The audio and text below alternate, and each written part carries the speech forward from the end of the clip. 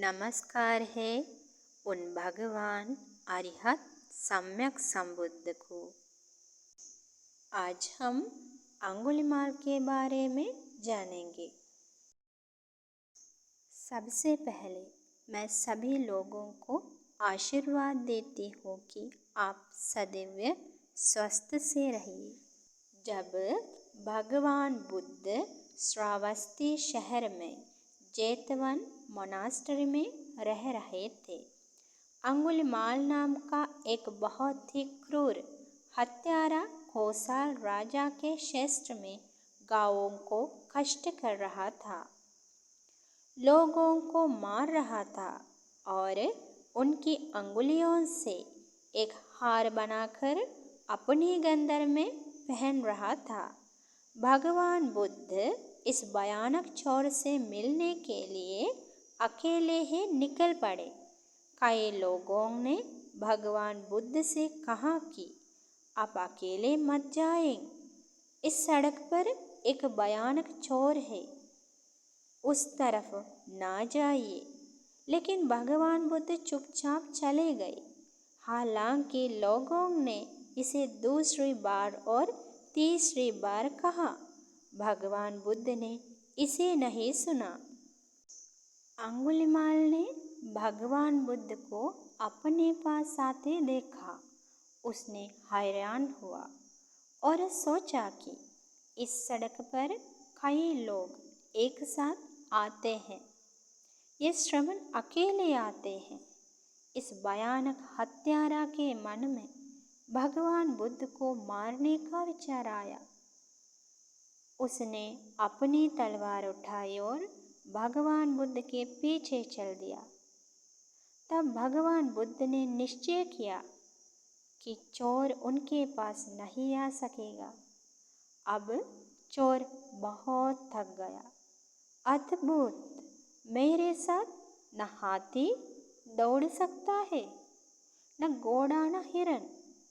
मैं इतनी तेज से दौड़ सकता हूँ, मैं इस धीमे व्यक्ति से संपर्क क्यों नहीं कर सकता। तब अंगुलिमाल ने ऊंचे स्वर में कहा कि हे श्रमण, रुकिए। तब भगवान बुद्ध ने उत्तर दिया, अंगुलिमाल, मैं रुक रहा हूँ, तो तुम्हें भी रुकना चाहिए। अंगुलिमाल जन्म से बुद्धिमान था। उसे आश्चर्य हुआ कि इसका क्या मतलब है। श्रमण कहते हैं कि मैं चल रहा हूँ, लेकिन तुम मुझे रुकने को कहते हो। आप कैसे रुक रहे हैं और क्या मैं रुक नहीं हूँ? प्रिय अंगुलिमाल, मैं सभी प्राणियों के प्रति दया से निहत्या हूँ। आप सभी प्राणियों को नुकसान पहुंचा रहे हैं, इसलिए मैं रुक रहा हूँ और आप अभी तक नहीं रुके हैं। ये महान व्यक्ति, जिसका दिव्य और मानवीय बहुत सम्मान करता है, मेरी भलाई करने के लिए इस जंगल में आगमन था।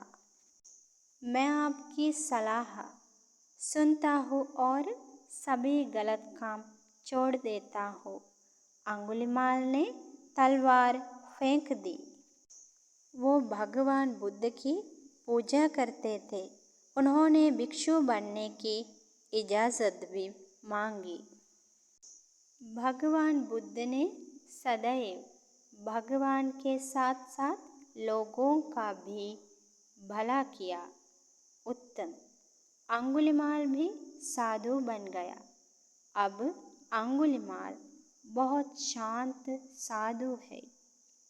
भगवान बुद्ध भिक्षु अंगुलिमाल के साथ श्रावस्ती शहर में जेतवन मोनास्ट्री की तरफ गए।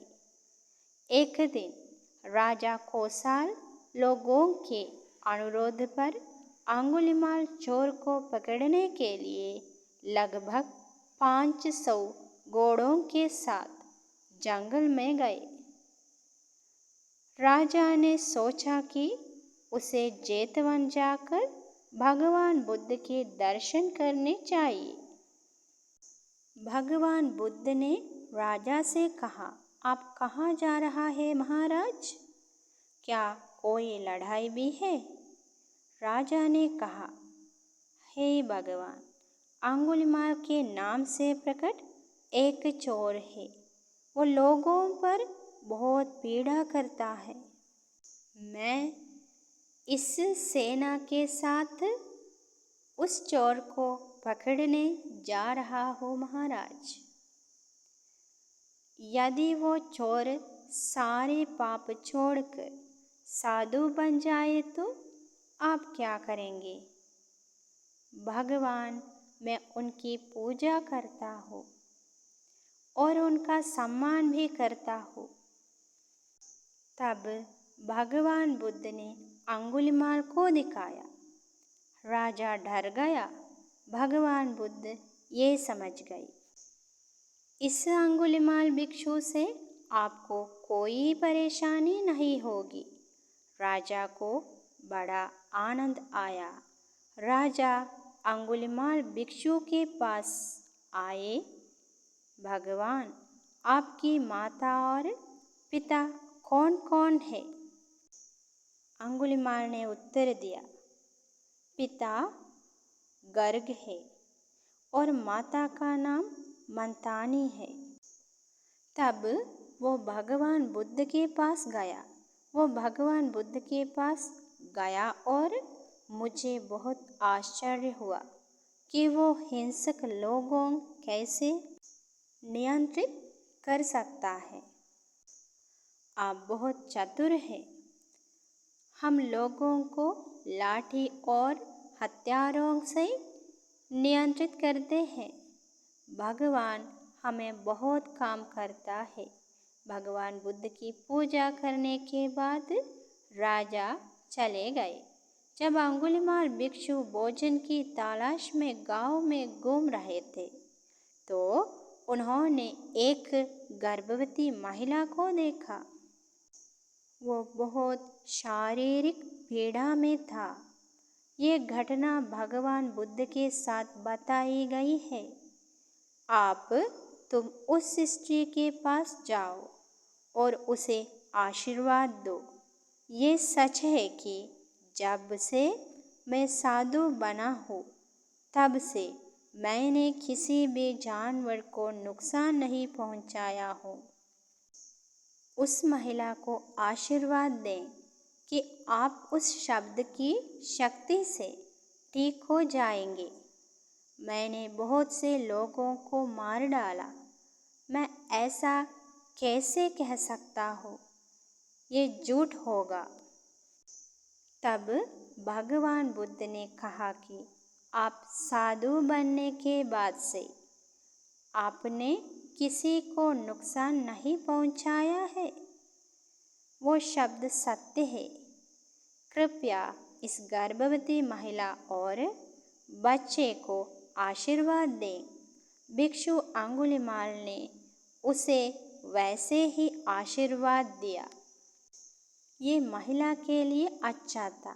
बाद में अंगुलिमाल भिक्षु अरिहत हो गए। जब वो भोजन की तलाश में घरों की ओर जा रहा था, अचानक एक दिशा से एक पत्थर आया और उसे लगा। ये पाप के कारण हुआ। इस जीवन में लोगों को बहुत अधिक पीड़ा दिया और मार डालने के कारण ऐसे हुआ। कई दिनों तक उनके शरीर पर पत्थर लग रहे और उनका शरीर घायल हो गया। खून बहने लगा और उनका खाने का बर्तन भी टूट गया। भगवान बुद्ध ने कहा कि धैर्य रखो। मरने के बाद तुम्हें नरक में नहीं जाना पड़ेगा। अब अरिहत भिक्षु बनने के कारण तुम्हें इसी जन्म में पापों का फल भोगना पड़ेगा। इस कहानी और अंगुलिमाल सूत्र से हम ये उदाहरण ले सकते हैं कि अगर किसी को पहले देर हो जाए और फिर वो बिना देर किए अच्छे काम करे तो वो बादलों से निकले चांद की तरह दुनिया में चमकेगा। प्रियजन, शत्रु पर भी दया करो, अच्छे काम करने में देर न करें। आलसी भी मत बनो, ये कहकर विलंब न करें कि आप इसे बाद में करेंगे। अच्छे काम कीजिए, सभी प्राणी स्वस्थ हो जाए।